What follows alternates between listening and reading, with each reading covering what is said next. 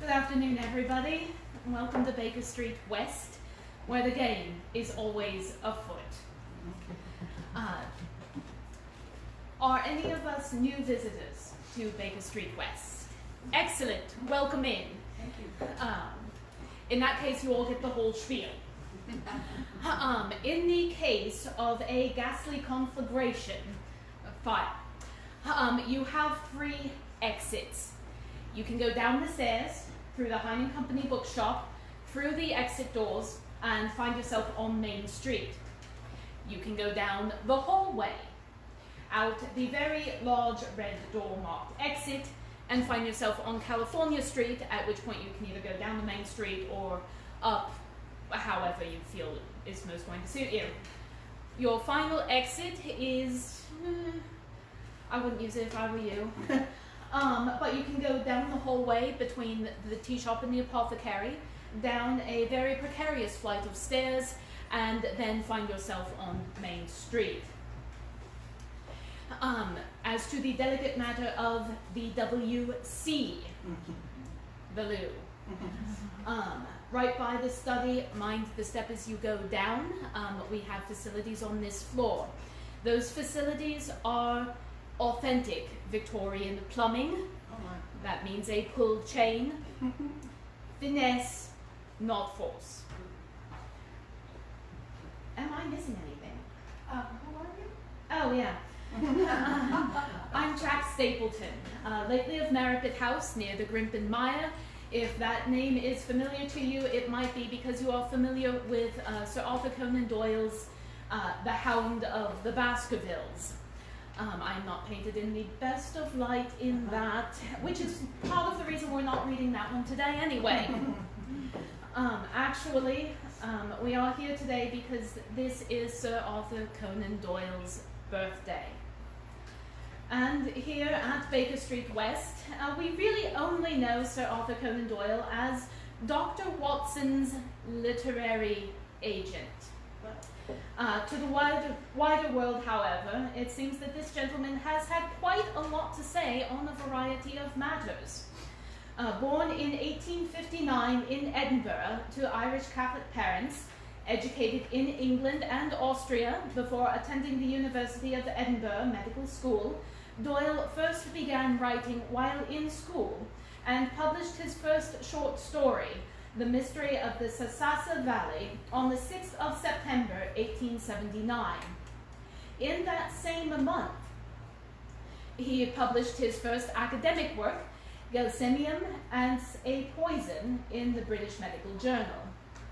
And before settling into a medical practice, Doyle spent some time as a ship's doctor, first on a whaling vessel and later as a ship's doctor on a ship bound for West Africa, occupations which would later lend color and verisimilitude to his many stories. The first Holmes adventure was published in 1886 while Doyle was operating a medical practice in Portsmouth. He continued to write, or at least accept Watson's drafts, until 1893, when Holmes and Moriarty, spoilers here, had their final deadly confrontation at the Reichenbach Falls. By all accounts, Doyle was glad to be rid of Holmes, for he felt that the detective overshadowed his more important works. With Holmes safely out of the picture, or so he thought, Doyle turned his attention to historical novels, as well as a steady stream of short stories, including the one that you shall hear today, which was published in 1898. Of course, we all know that Holmes eventually returned to the world stage, but other characters, such as Professor Challenger, the explorer who discovered the lost world, and other interests were occupying Doyle's time. He became a more ardent spiritualist, perhaps motivated by the losses he and so many others felt during the Great War. He remained quite active up until his death in July of 1930 at the age of 71. At one point, Sir Arthur Conan Doyle remarked, "If, in 100 years' time, I am only known as the man who invented Sherlock Holmes, then I shall have considered my life a failure." for so many of us, our first and sometimes only introduction to him is through Sherlock Holmes. And when I consider the legacy of camaraderie inspired by Holmes, the academic essays and discussions, the Baker Street Irregulars, who were only founded 4 years after Doyle's death, of the fact that we are all here now in this absolutely beautiful space, and, thanks to technology, able to share events like this across the globe, I can't really call that a failure. No. And now, without further ado, the man with the watches. There are many who will still bear in mind the singular circumstances which, under the heading of the Rugby Mystery, filled many columns of the daily press in the spring of the year 1892. Coming as it did at a period of exceptional dullness, it attracted perhaps rather more attention than it deserved, but it offered to the public that mixture of the whimsical and of the tragic which is more stimulating to the popular imagination. Interest dropped, however, when, after weeks of fruitless investigation, it was found that no final explanation of the facts was forthcoming, and the tragedy seemed from that time to present to have finally taken its place in the dark catalogue of inexplicable and unexpiated crimes. A recent communication, the authenticity of which appears to be above question, has, however, thrown some new and clear light upon the matter. Before laying it before the public, it would be as well, perhaps, that I should refresh their memories as to the singular facts upon which this commentary is founded. The facts were briefly as follows. At 5 o'clock on the evening of the 18th of March, in the year already mentioned, a train left Euston Station for Manchester. It was a rainy, squally day, which grew wilder as it progressed, so it was by no means the weather in which anyone would travel who was not driven to do so by necessity. The train, however, is a favorite among Manchester businessmen who are returning from town, for it does the journey in 4 hours and 20 minutes, with only 3 stoppages upon the way. In spite of the inclement evening, it was, therefore, fairly well filled upon the occasion of which I speak. The guard of the train was a tried servant of the company, a man who had worked for 22 years without a blemish or complaint. His name was John Palmer.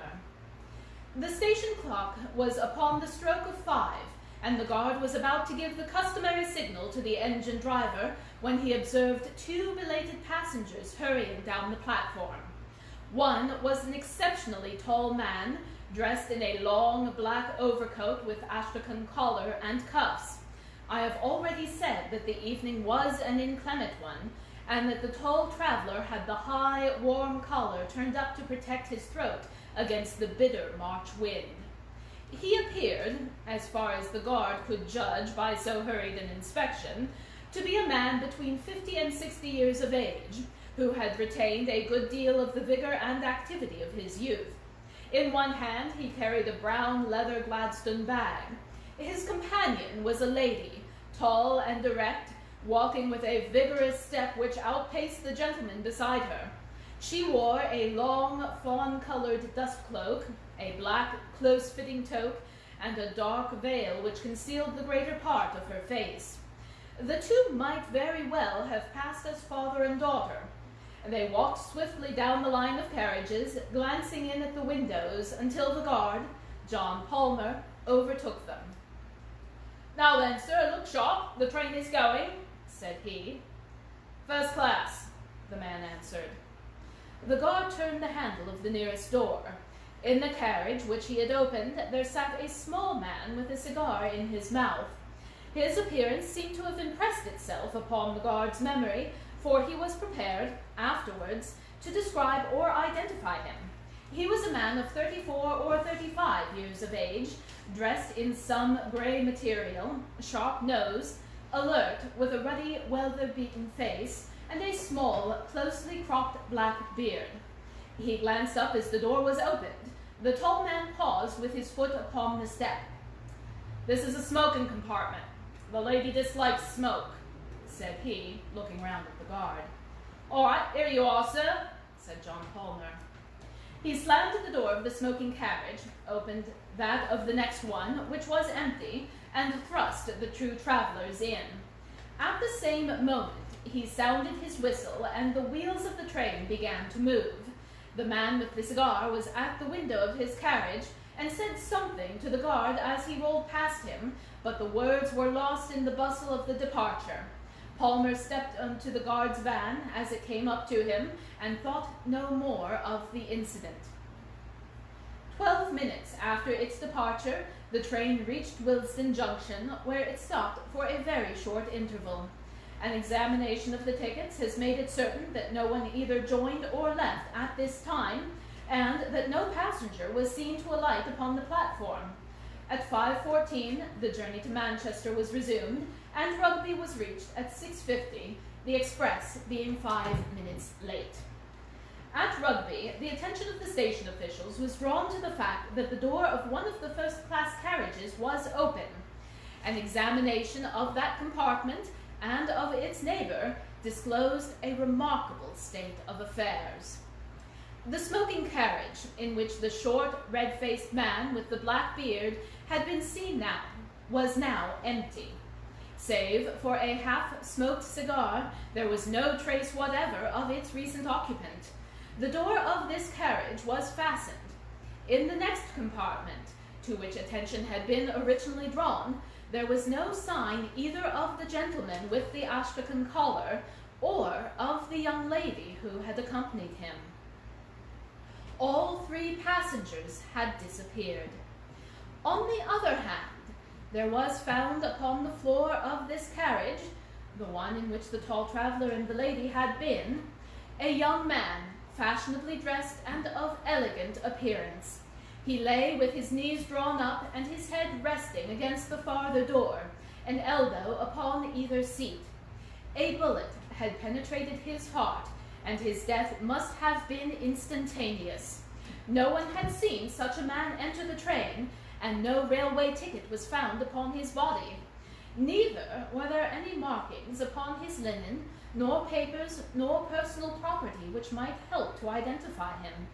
Who he was, whence he came, and how he had met his end were each as great a mystery as what had occurred to the three people who had started an hour and a half before from Willesden in these two compartments.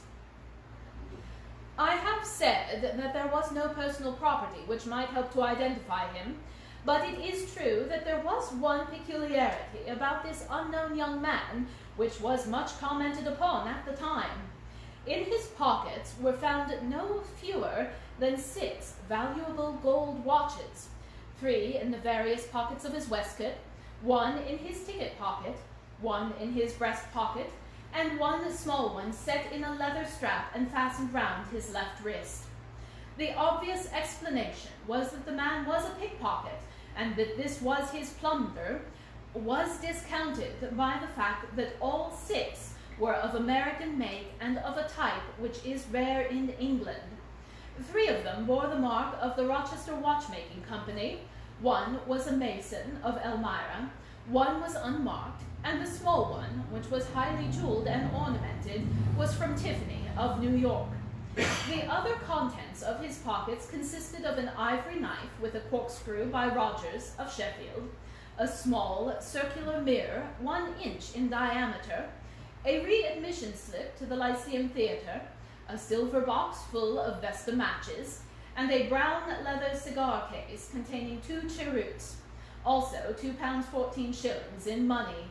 It was clear then that whatever motives may have led to his death, robbery was not among them. Already mentioned, there were no markings upon the man's linen, which appeared to be new, and no tailor's name upon his coat. In appearance, he was young, short, smooth-cheeked, and delicately featured. One of his front teeth was conspicuously stopped with gold. On the discovery of the tragedy, an examination was instantly made of the tickets of all passengers and the number of passengers themselves was counted. It was found that only 3 tickets were unaccounted for, corresponding to the 3 travelers who were missing. The express was then allowed to proceed, but a new guard was sent with it, and John Palmer was detained as a witness at Rugby. The carriage, which included the 2 compartments in question, was uncoupled and sidetracked. Then, on the arrival of Inspector Vane of Scotland Yard and of Mr. Henderson, a detective in the service of the railway company, an exhaustive inquiry was made into all the circumstances. That crime had been committed was certain. The bullet, which appeared to have come from a small pistol or revolver, had been fired from some little distance, as there was no scorching of the clothes. No weapon was found in the compartment, which finally disposed of the theory of suicide, nor was there any sign of the brown leather bag which the guard had seen in the hand of the tall gentleman. A lady's parasol was found upon the rack, but no other trace was to be seen of the travelers in either of the sections. Apart from the crime, the question of how or why 3 passengers, one of them a lady, could get out of the train and one other get in during the unbroken run between Willesden and Rugby was one which excited the utmost curiosity among the general public and gave rise to much speculation in the London press. John Palmer, the guard, was able at the inquest to give some evidence which threw a little light upon the matter. There was a spot between Tring and Cheddington, according to his statement, where, on account of some repairs to the line, the train had for a few minutes slowed down to a pace not exceeding 8 or 10 miles an hour. At that place, it might be possible for a man, or even for an exceptionally active woman, to have left the train without serious injury. It was true that a gang of platelayers was there, and that they had seen nothing, but it was their custom to stand in the middle between the medals, and the open carriage door was upon the far side, so that it was conceivable that someone might have alighted unseen, as the darkness would be by that time drawing in. A steep embankment would instantly screen anyone who sprang out from the observation of the navvies. The guard also deposed that there was a good deal of movement upon the platform at Willesden Junction, and that though it was certain that no one had either joined or left the train there, it was still quite possible that some of the passengers might have changed unseen from one compartment to another. It was by no means uncommon for a gentleman to finish his cigar in a smoking carriage, and then to change to a cleaner atmosphere.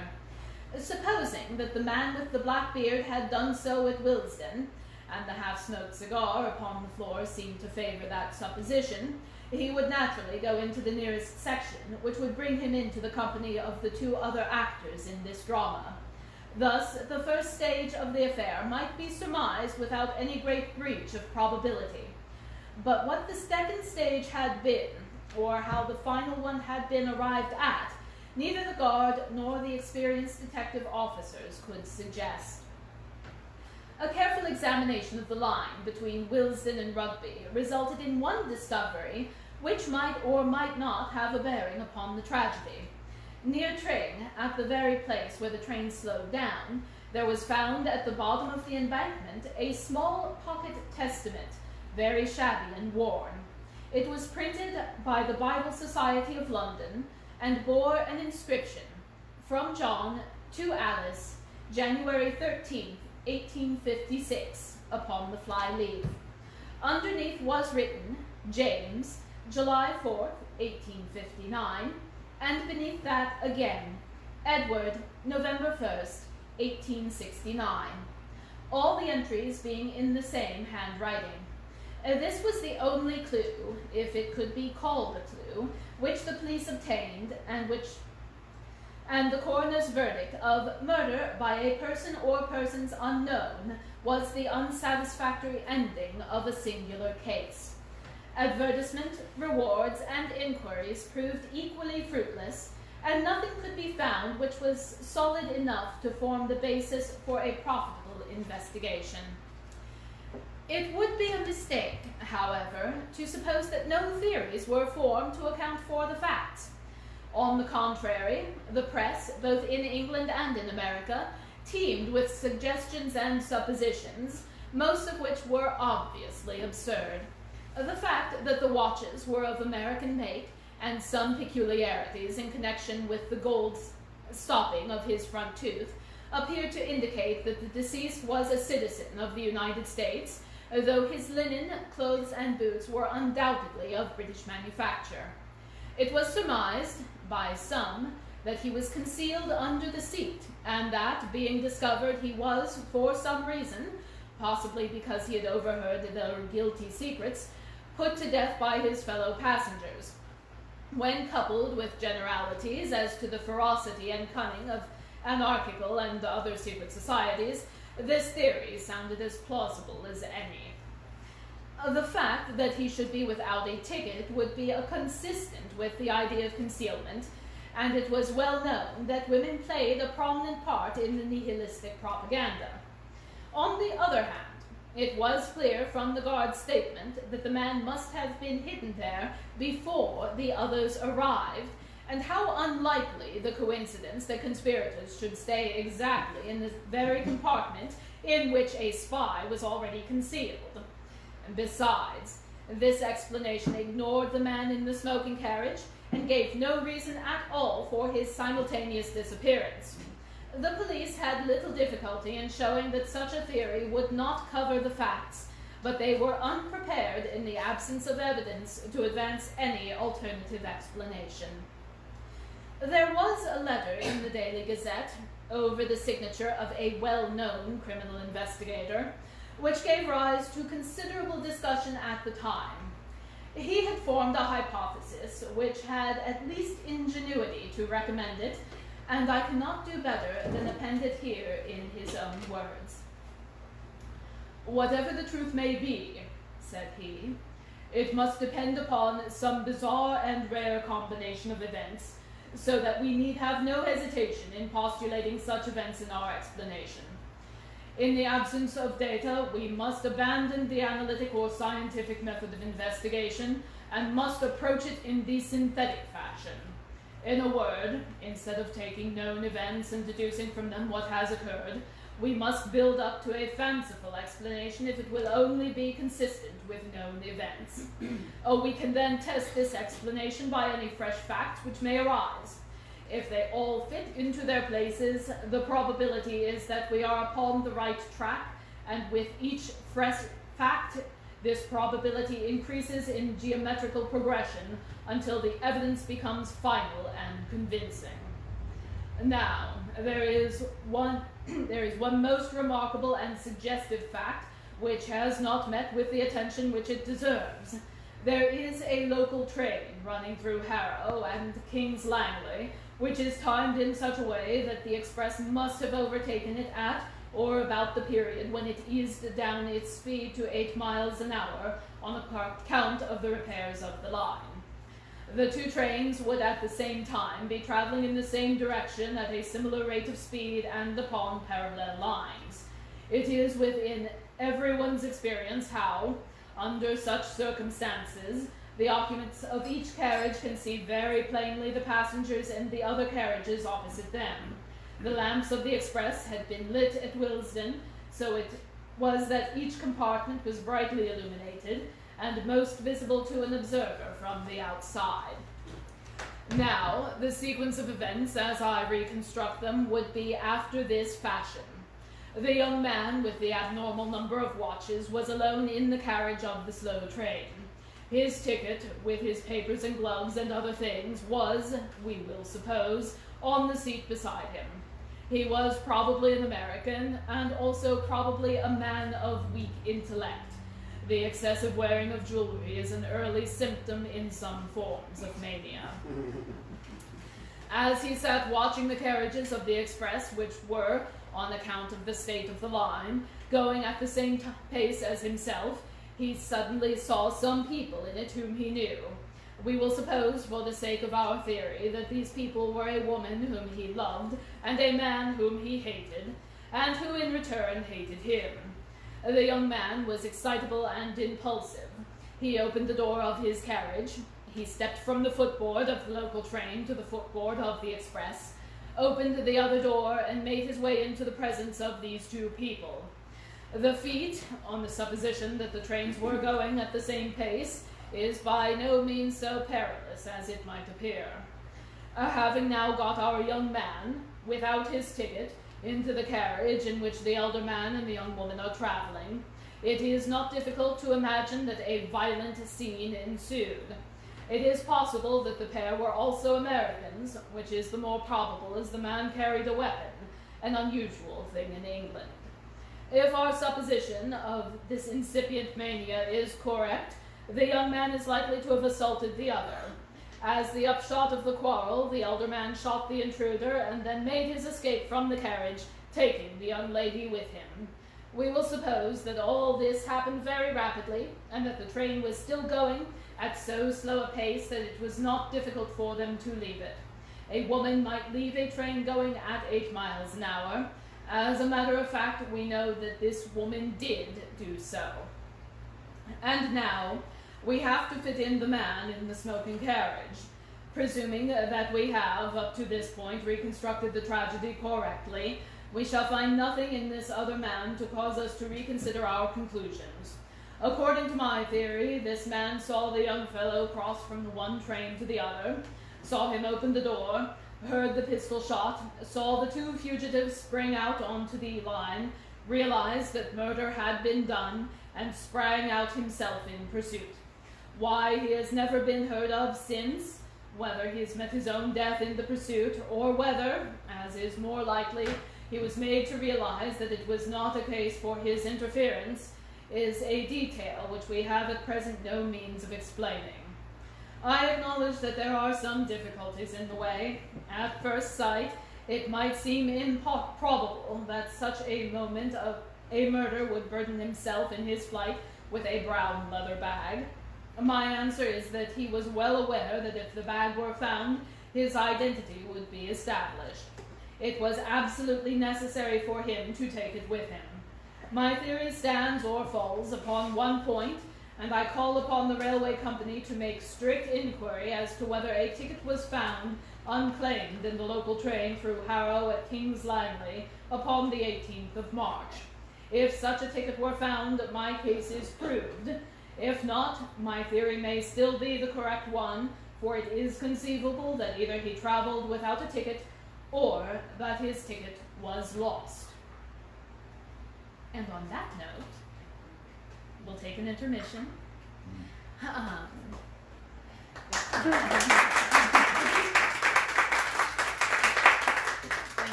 As you may have discovered at this point, there are goodies in the otherwise generally very dry pub. For those of you tuning in at home, we're going to be about 10 minutes, so you're on your own, fend for yourselves. And we will meet back here in 10-ish minutes. Thank you. Thank you.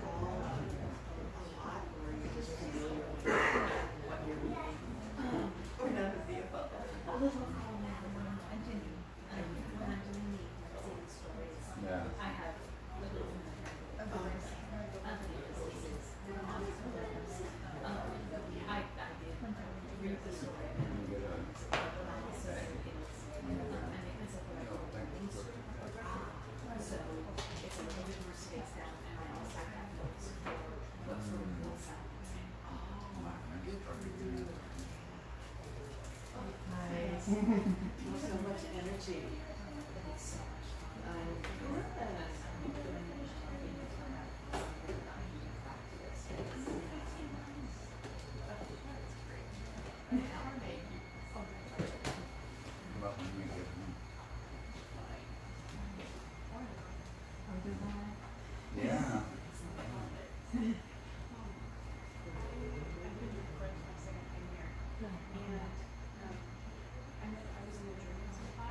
graduated from university, and I did an article on the place. It's just really cool the story. Maybe I'll see if I can get it published. Other people should know about it. Yes, absolutely. And we would love to see it. Yes, I do too. Welcome in. We're going into Baker Street West. This is Baker Street West. Oh, what is that? Baker Street West is a primarily an events venue. So we offer activities, street theaters, mainly representing a dramatic reading of one of Sir Arthur Conan Doyle's non-fiction short stories. We're also a non-profit because of our theatrical arts festival. So we do events like this to Okay. be the Do we influential. shop here or no? You can shop here. All of these shops are made for business places or things that are here. Mr. Sherlock Holmes' adventures. Oh, so this is specifically Sherlock Holmes.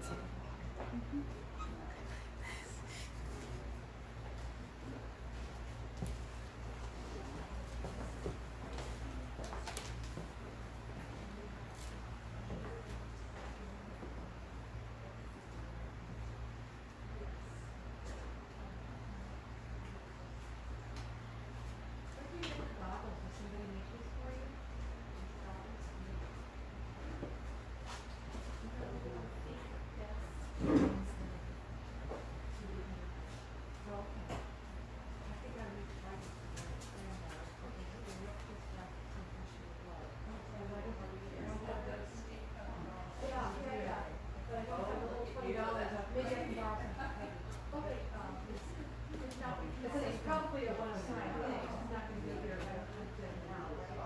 Well, whenever we've done that, somebody comes and gets them. Yes, right. But we can put them aside for you.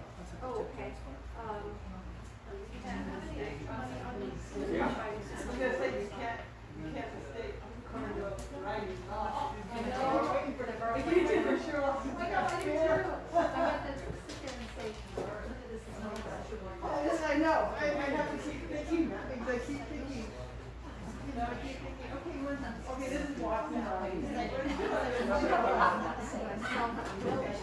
We're going to We're gonna see, we're gonna draw together soon. No, I like it. I'm money in my pocket. I just This Friday. Oh, I did see, Scarlet Letter. Really? On, but with Reginald. Oh, really? Yeah. Did you want it back? They took the character and they took the name from the Ray Dog story. Did you ever see that one? And I didn't think anything of it. I was watching it thinking, well, this is actually, the story is actually better than most of most of Basil Rathbone's. But when Philip mentioned that he's the switch you can't stand, all of a sudden he saw that and he's like, oh, this that's not funny. I can only see him. I don't know. Which, do you read this like 4 times before you see this? You just do it cold? You did great. Because I couldn't do that. That's awesome. I made up my script for my season, and like I have some idea of how it should sound, but I get really self-conscious just like If nothing else. Yeah, I understand that. Yeah. So yeah, Yes, it's about 2 weeks ahead. No one else wants to listen to I know that But still feels like, yeah. it would be different if I was like sitting down and Yeah. Are you on But so there's, just Yeah, like trying to sit okay. yeah, I can understand that. I get a look in the mirror. That's like there's somebody watching. Oh, you did great. And you're writing, I don't even look, you're writing just I think it will bigger. It's probably 12 points. It's, okay. So part of No, fine, still, that's our average.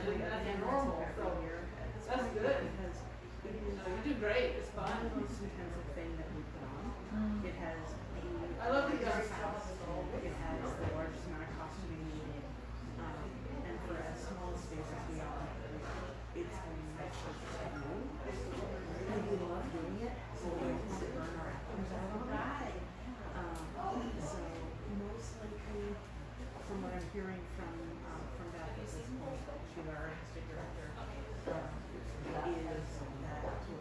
we're not going to do it this year, we'll do it next year.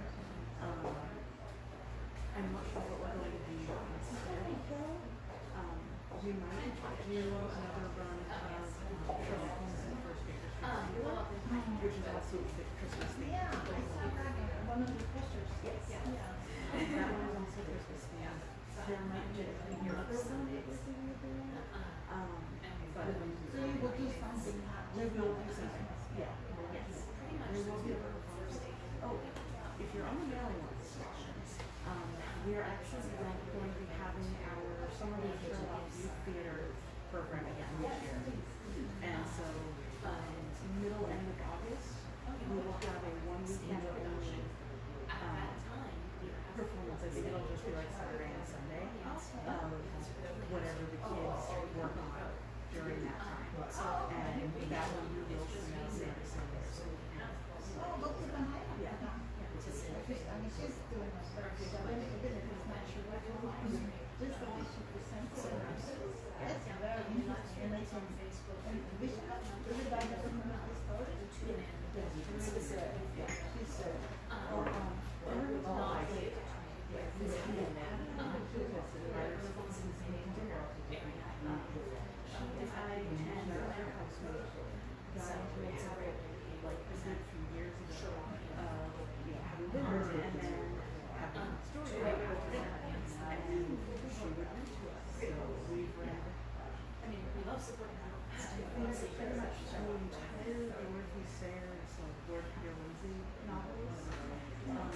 We've read a large portion of the canon, so Phyllis Holmes, we've read some Terry Pratchett, and we've read some other stuff. I think we're in the last couple of chapters of Daughter of Time,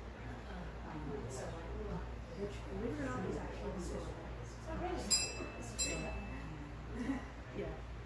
So, with all of that, it was like, well, why not do story part of yes, it's an event that we can easily put on, for free. Anyone can come. You don't have to worry about it. Well, it's really good. Are we feeling?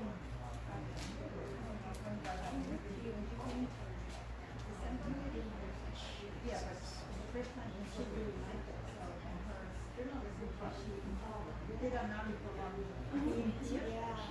Not just and a lot of the kids haven't heard that. I mean, because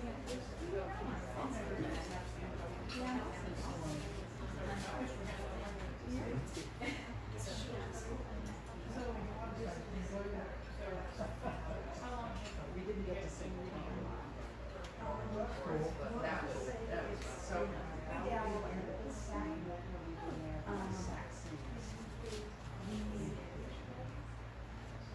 We've been doing it for about a year. We've done a bunch of stories from the Sherlock Holmes canon, because that's the primary one.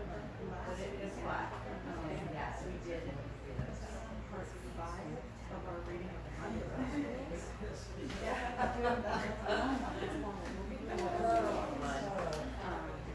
Because we're doing 2 chapters once a month.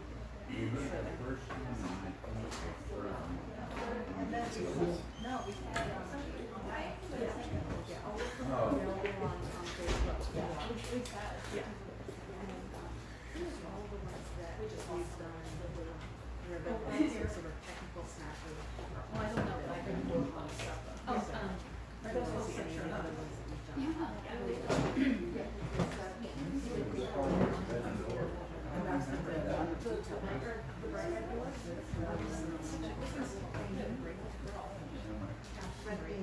We're almost there, I promise. It has been there for a while, right? About a year. Yeah, yes, I was saying. I don't remember, because remember when the first time we came, it said up this way, and we went all the way up into the. Yes. Oh, yeah. Watson or? Oh, yeah, I know this. But I know there's plenty of stuff like that. Perfect.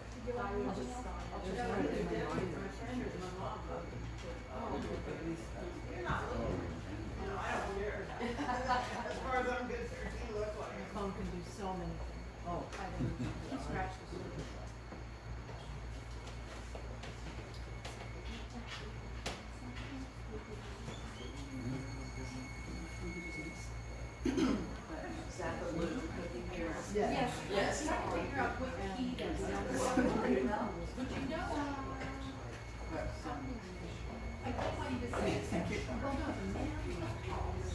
Might be a C, A C. but I don't have perfect pitch, so I can't say.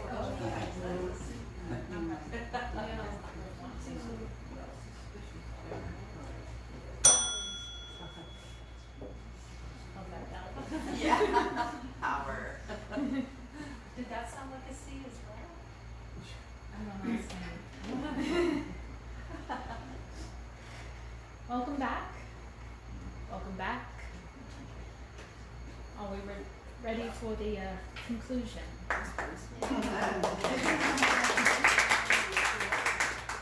I think some of us have some guesses already.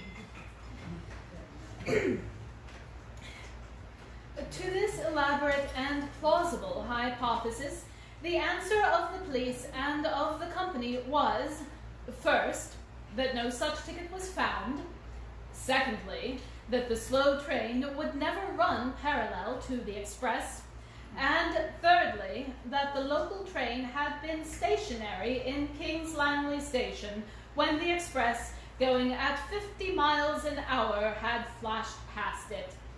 So perished the only satisfying explanation, and 5 years have elapsed without supplying a new one.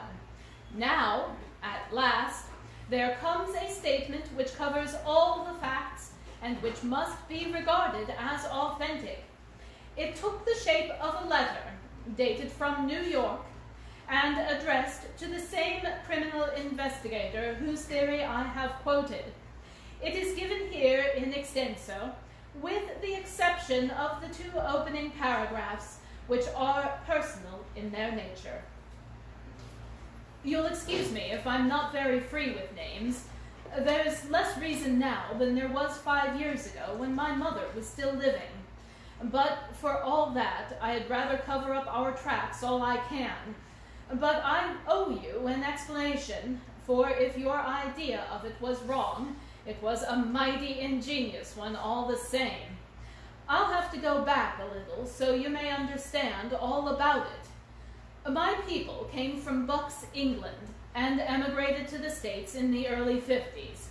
They settled in Rochester, in the state of New York, where my father ran a large dry goods store. There were only 2 sons, myself, James, and my brother, Edward.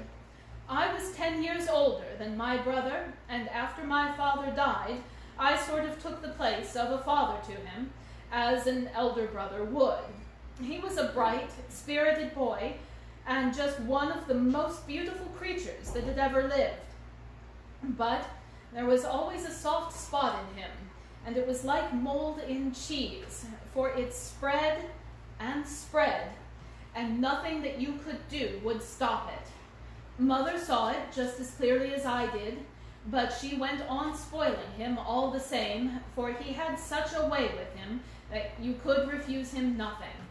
I did all I could to hold him in, and he hated me for my pains. At last, he fairly got his head, and nothing that we could do would stop him. He got off to New York and went rapidly from bad to worse. At first, he was only fast, and then he was criminal, and then, at the end of a year or 2, he was one of the most notorious young crooks in the city. He had formed a friendship with Sparrow McCoy, who was the head of his profession as a bunco steerer, green goodsman, and general rascal. They took to card sharping and frequented some of the best hotels in New York. My brother was an excellent actor. He might have made an honest name for himself if he had chosen, and he would take the parts of a young Englishman of title, or of a simple lad from the West, or of a college undergraduate, whichever suited Sparrow McCoy's purpose. And then, one day, he dressed himself as a girl, and he carried it off so well, and made himself such a valuable decoy, that it was their favorite game afterwards. They had made it right with Tammany and with the police, so it seemed as if nothing could ever stop them, for those were the days before the Lexow Commission, and if you only had pull, you could do pretty nearly everything you wanted. And nothing would have stopped them if they had only stuck to cards and New York. but they needs must come up Rochester way and forge a name upon a check. It was my brother that did it, though everyone knew that it was under the influence of Sparrow McCoy. I bought up that check, and a pretty sum it cost me, too. Then I went to my brother, laid it out before him on the table, and swore to him that I would prosecute if he did not clear out of the country. At first he simply laughed. I could not prosecute, he said, without breaking our mother's heart, and he knew that I would not do that. I made him understand, however, that our mother's heart was being broken in any case, and that I had set firm on the point that I would rather see him in Rochester jail than in a New York hotel. So at last he gave in and made me a solemn promise that he would see Sparrow McCoy no more, that he would go to Europe, and that he would turn his hand to any honest trade that I helped him to get. I took him down right away to an old family friend, Joe Wilson, who is an exporter of American watches and clocks, and I got him to give Edward an agency in London, with a small salary and a 15% commission on all business. His manner and appearance were so good that he won the old man over at once, and within a week he was sent off to London with a case full of samples.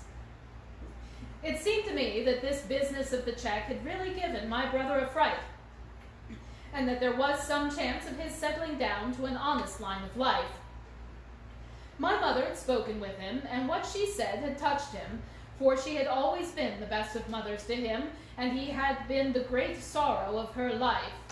But I knew that this man Sparrow McCoy had a great influence over Edward, and my chance at keeping the lad straight lay in breaking the connection between them. I had a friend in the New York detective force, and through him I kept a watch upon McCoy. When, within a fortnight of my brother's sailing, I heard that McCoy had taken a berth in Etruria, I was certain that, as if he had told me that he was going over to England for the purpose of coaxing Edward back again into the ways that he had left. In an instant I had resolved to go also, and to pit my influence against McCoy's. I knew it was a losing fight, but I thought, and my mother thought, that it was my duty. So we passed the last night together in prayer for my success, and she gave me her own testament that my father had given her on the day of their marriage in the old country, so that I might always wear it next to my heart. I was a fellow traveler on the steamship with Sparrow McCoy, and at least I had the satisfaction of spoiling his little game for the voyage. The very first night I went into the smoking room and found him at the head of a card table, with half a dozen young fellows who were carrying their full purses and their empty skulls over to Europe. He was settled down for his harvest, and a rich one it would have been, but I soon changed that. "Gentlemen," said I, "are you aware whom you are playing with?" "What's that to you? You mind your own business," said he with an oath. "Who is it anyway?" asked one of the dudes. "He's Sparrow McCoy, the notorious card sharper in the States." Up he jumped with a bottle in his hand, but he remembered that he was under the flag of the effete old country, where law and order run, and that Tammany has no pull. Jail and the gallows wait for violence and murder, and there's no slipping out by the back door on board an ocean liner. "Prove your words, you," said he. "I will," said I. "If you will turn up your right shirt sleeve to the shoulder, I will either prove my words or I will eat them." He turned white and said not a word. You see, I knew something of his ways, and I was aware of the part of the mechanism which he and all such sharpers use consists of an elastic down the arm with a clip just above the wrist.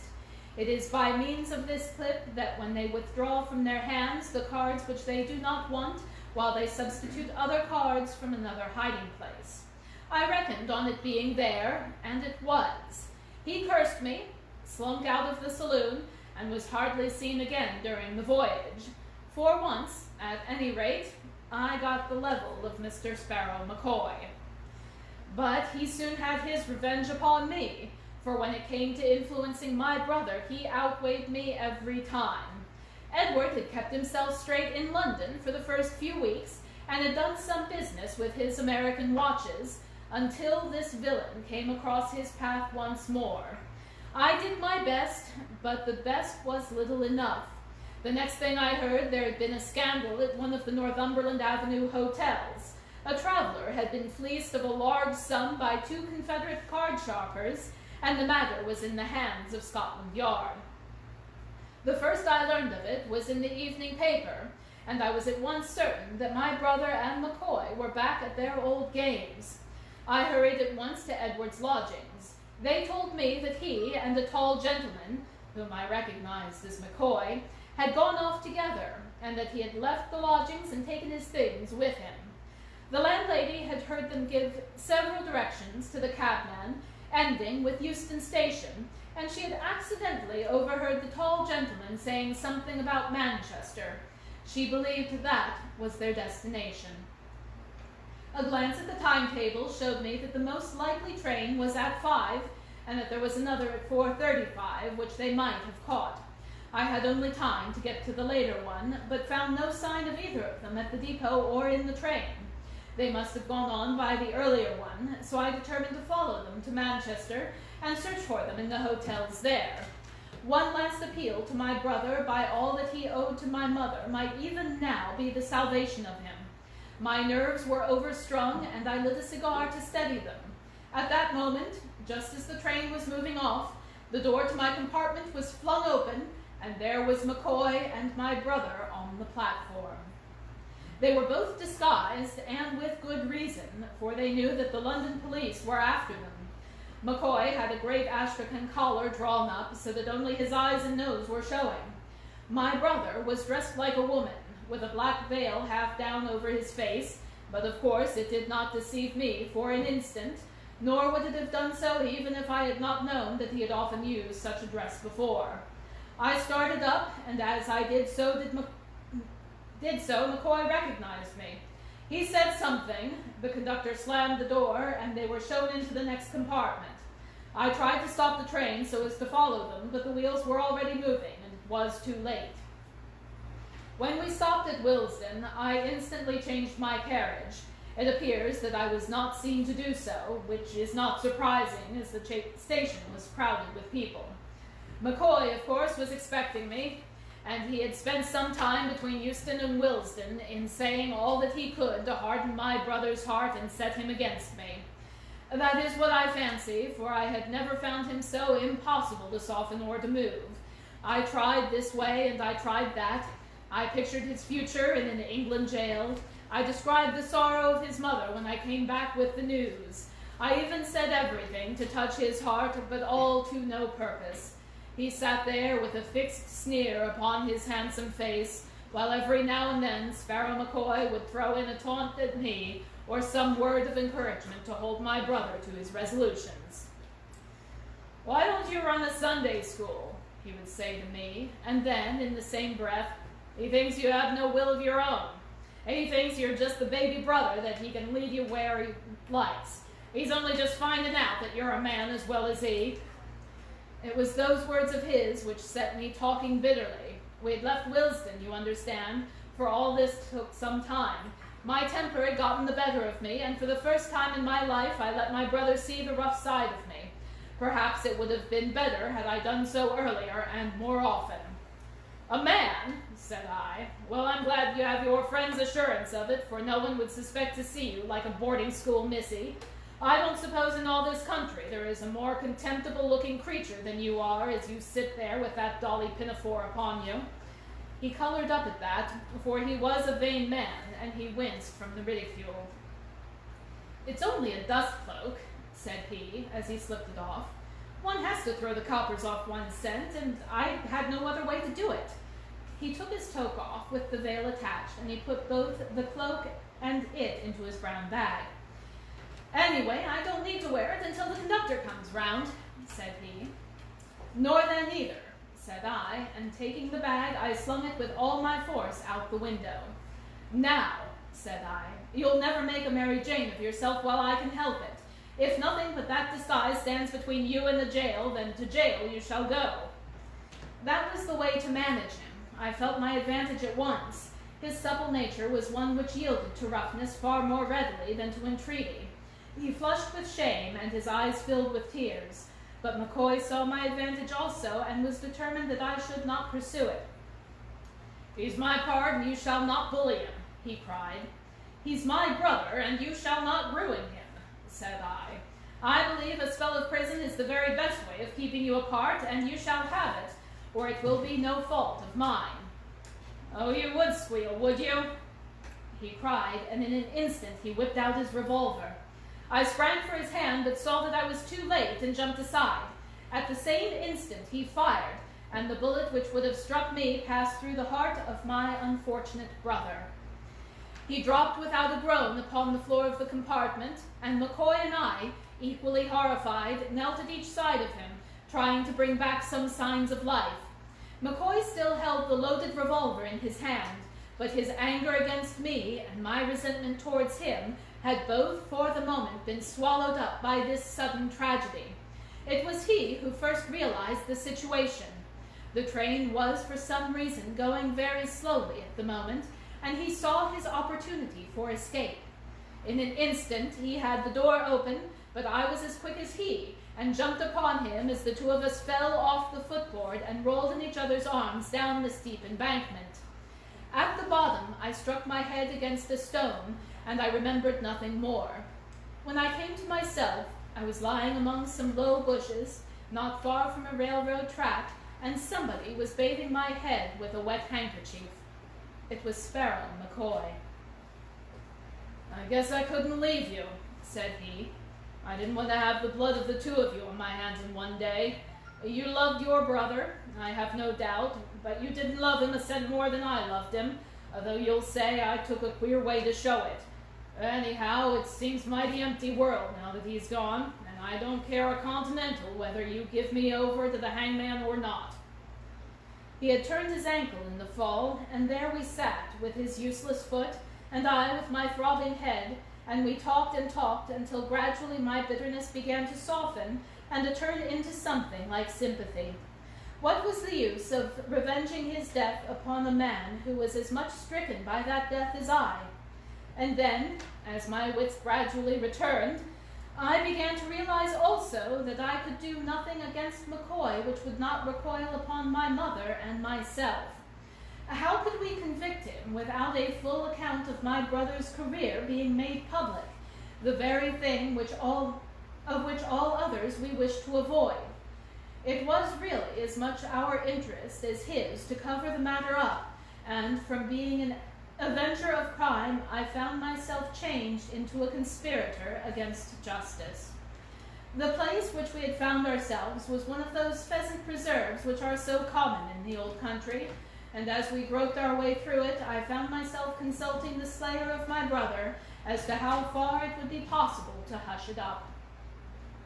As soon as I realized from what he had said that unless there were some papers of which we knew nothing in my brother's pockets, there was really no possible means by which the police could identify him or learn how he got there.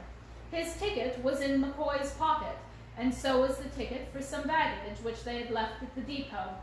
Like most Americans, he had found it cheaper and easier to buy an outfit in London than to bring one from New York, so that all his linen and clothes were new and unmarked. The bag containing the dust cloak, which I had thrown out the window, may have fallen among some bramble patch where it is still concealed, or may have been carried off by some tramp, or may have come into possession of the police, who kept the incident to themselves. Anyhow, I have seen nothing about it in the London papers. As to the watches, they were a selection of those which had been entrusted to him for business purposes. It may have been for the same business purposes that he was taking them to Manchester, but, well, it's too late to enter into that. I don't blame the police for being at fault. I don't see how it could have been otherwise. There was just one little clue that they might have followed up, but it was a small one. I mean, that small circular mirror which was found in my brother's pocket. It isn't a very common thing for a young man to carry about with him, is it? But a gambler might have told you what such a mirror may mean to a card sharper. If you sit back a little from the table and lay the mirror face upwards upon your lap, You can see, as you deal, every card that you give to your adversary. It is not hard to say whether you see a man or raise him when you know his cards as well as your own. It was as much a part of a sharper's outfit as the elastic clip upon Sparrow McCoy's arm. Taking that, in connection with the recent frauds at the hotels, the police might have gotten hold of one end of the string. I don't think there is much more for me to explain.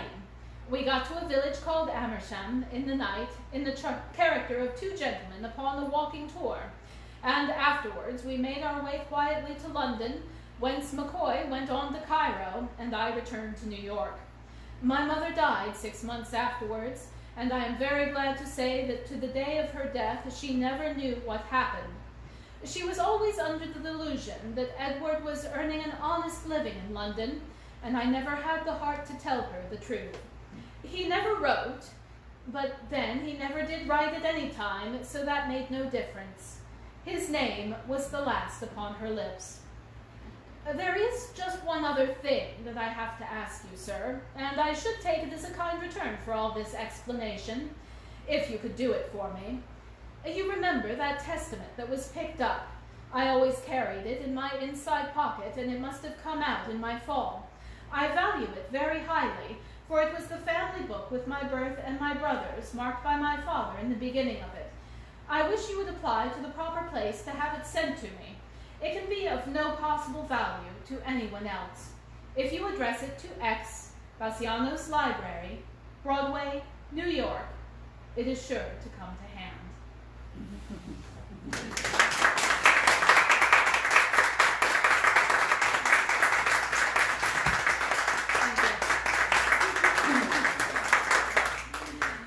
Thank you. And thank you all for coming out today for Sir Arthur Conan Doyle's birthday. So lovely to see people here, so lovely to have people tuning in online. I'm going to end today with the reminder I often end with, and that is that Baker Street West is a non-profit organization. So any sort of gratuity you wish to bestow upon us, either in person or online at bakerstreetwest.com, is more than humbly appreciated, but by absolutely no means required.